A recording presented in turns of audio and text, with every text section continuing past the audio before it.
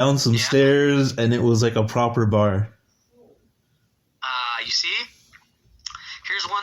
That one I never got a chance to go to, but that one's done. And right here, this is one all of us can relate to. Crocodile Rock. Oh man, that place was my 20s, man. What can I say? It was college. Yes. Even Taz, you and me checked this out different times. Yeah, I think from one occasion was Halloween, I think. You remember that? Oh geez. I'm amazed I still remember that. No, man, I remember going there different times. Just like, I remember the first time I went there was because somebody said that you could find like a little older women there. So I was like, oh, let me check out these older women who come to this place. So go in here and then you're just like, do these women start to look better after a few drinks or when you come in? And my buddy goes, no, let's just go in and you'll see. So right there I knew what he was talking about. You know what I mean? No, but you know what? I liked it that they had a pool table upstairs. They had 2 floors. It was always a good vibe. Like that circle bar that they had at the bottom, always made for like where you had to interact with people because you had to like kind of smush up with people to get to the bar and grab your drinks and stuff like that. You know what I mean?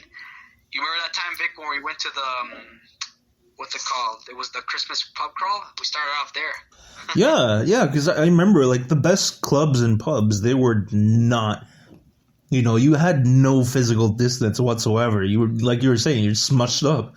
But it's like, I don't know, man. It kind of gives it that extra vibe, right? Like every place I've ever gone that's been popping has been overcrowded. There you go. You see?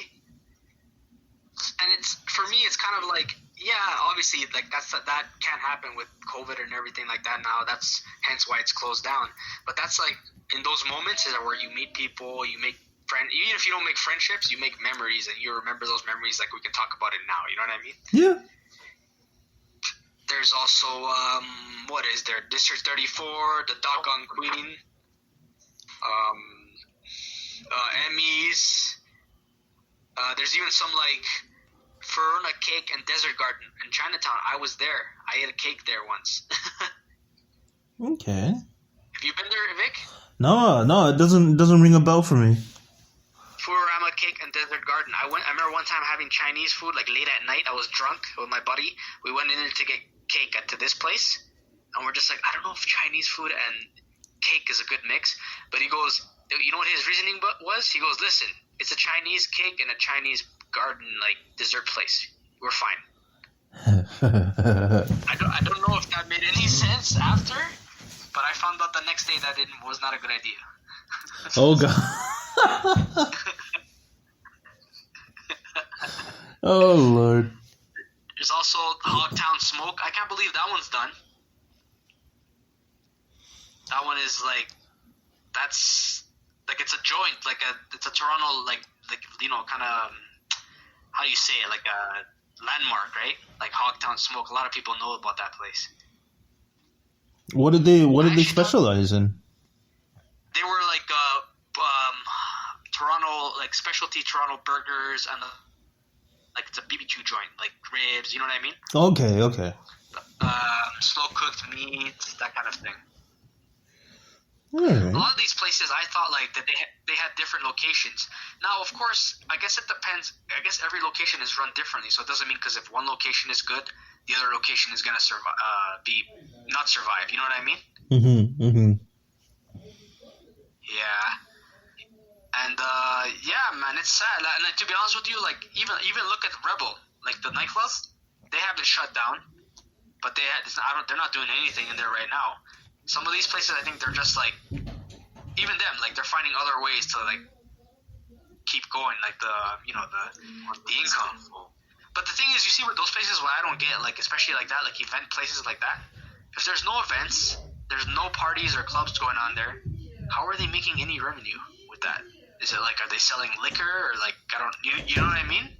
Like, what are they doing actually? I think some of them, like, maybe they could be doing some online stuff. I think that's the only like. Yeah. True.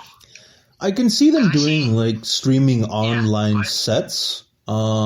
But honestly, You mean like DJ sets? I've seen that actually on Instagram. yeah. But honestly, I really think that like clubs and that kind of industry, they're a lot more insulated than say your pub or your bar.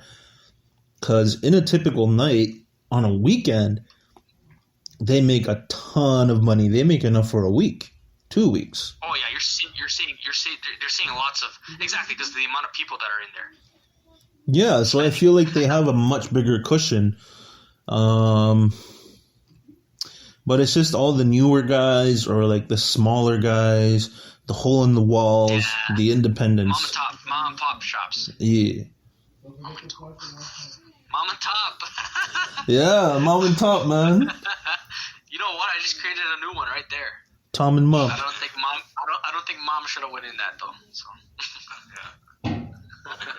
Well, what else is on the list, man? Oh yeah, dude, the Ossington, Pancho and Emiliano. I actually thought Pancho and Emiliano was Barro on King Street. Is that the one on Kensington? Huh? Is that the one on Kensington? Yes, it was. Yes, it is. No, but it says here that King West location of this Mexican restaurant shut down, but a Kensington Market location remains open.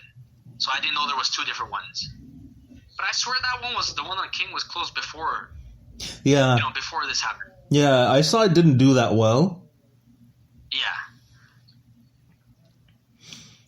Another one that's closed, that was big that I remember just passing by and when you go to that area. I mean, there's the Front Street Franz. I'm not sure about 244. Exactly.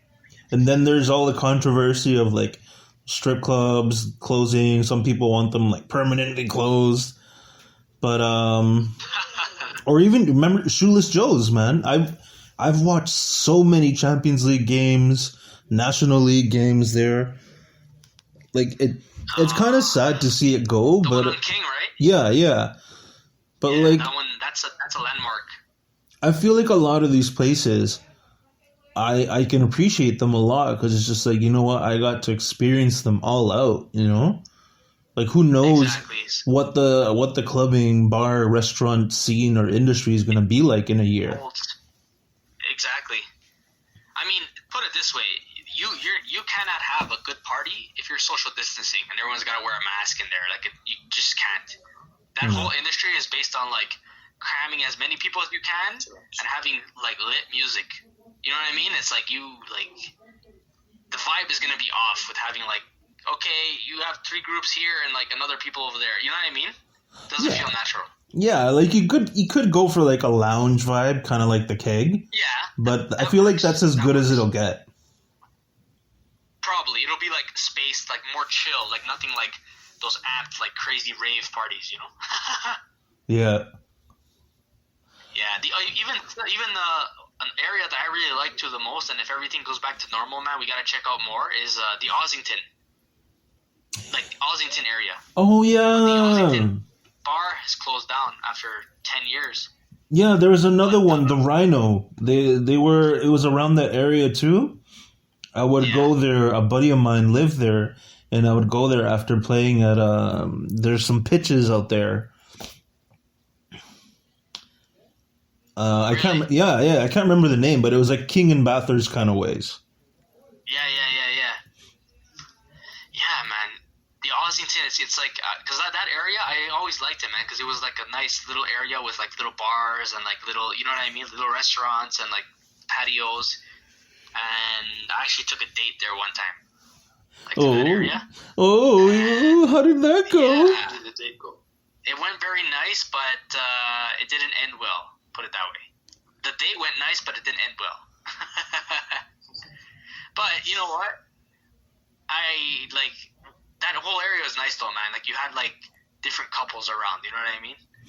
Yeah. So to see that Ossington closed, that sucks. There's also by you, Victor, Papa's Grill, the Danforth. Oh man, yeah. Pickle Barrel, Young and Dundas. Oh yeah, that one. That's sad, man. And that one had different locations because I remember for a long time they had a location in Yorkdale as well. Yeah. I feel like they definitely have to adapt because like they can no longer run a business of like charging $50 a plate to have somebody sit inside, right? Exactly. And it's kind of like this whole virus has made everyone rethink the ways they're gonna actually like accumulate income. You know what I mean? Look at the Poutinis, Parkdale. Like that's another one. I remember going there with my buddy too. This guy's stuffing his face. And it was good. I mean, it's good. Like those places were like those. When I see those places, I remember like being drunk out of my mind and then going there after just to like kind of like, okay, you know what, like you just need something greasy. You know what I mean? After you're drunk. To soak up the alcohol. Of course, you pay for it later, but like at the moment, you're like, oh, this tastes really good, man. This fried bacon and cheese and whatever, right? Meat. Yep. Yeah, man. And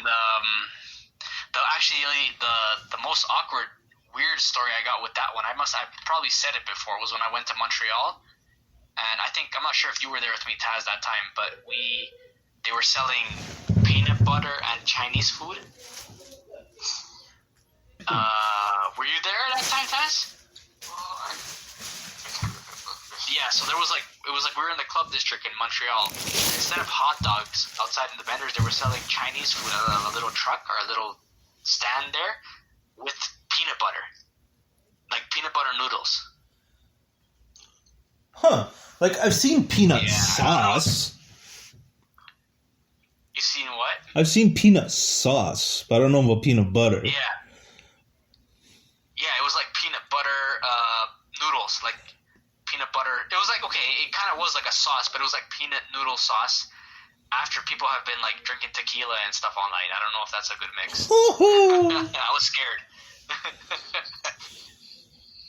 But yeah, then there's the Red Light. I'm not sure if you know that place, Dundas West. There's also Scallywags, Roozy. Oh, Scallywags. That was a damn shame. Like, I was kind of upset when I first heard, because like, I would go there because it was a huge Liverpool like fan base. They would go there to they would go there to watch the soccer games like every weekend religiously. Yeah, a lot of these places you have like some of these places you have like some kind of memory from them, so that's what makes it sad to see it go down. You know, nobody expected it to hit this hard. You know, I think what the problem was is when this first started, people expected this to last months, but it's going on a year now. You know what I mean? Mm-hmm. And that takes a toll. For sure. 6 Brew House, I actually never got a chance to go there. So Food Club. There's also, what else? Swiss Chalet, Young and Gerard. But, I mean, there's lots of Swiss Chalet chains around, so... Yeah, I'm kind of shocked, because I've recently... Well, not recently, like maybe like a good couple months ago now, I went there to pick up an order. Like that specific location? Yeah. Wow. It's the one on Young... But they had good then, eh? Yeah, but they had no seating, and it was literally just go in, pick up your shit, and leave. There you go. So it was already starting to be impacted by it. Yeah. There's a Taste of Empanada, Scarborough. I've never been to that one. The Chef, Trattoria Giancarlo, these Italian restaurants. You know what killed me, man? I never got a chance to go there, and I wanted to go. Yeah. Underground Garage. Oh. When I seen that close, I was like, you know. Did you ever check that place out? No. No, it was on the corner there, on like Peter and King. I think it was right there, like right on the corner. Like right where the Shoppers is. You know the Shoppers? Okay. And did you ever go there, Tys? I don't think so. Underground Garage. Yeah, it was like this like spot that had like 3 levels, like 3 floors. I think it was like mostly they had a rooftop bar as well. Vesuvio. That was it wasn't even like a nightlife place, but it was a pizza place.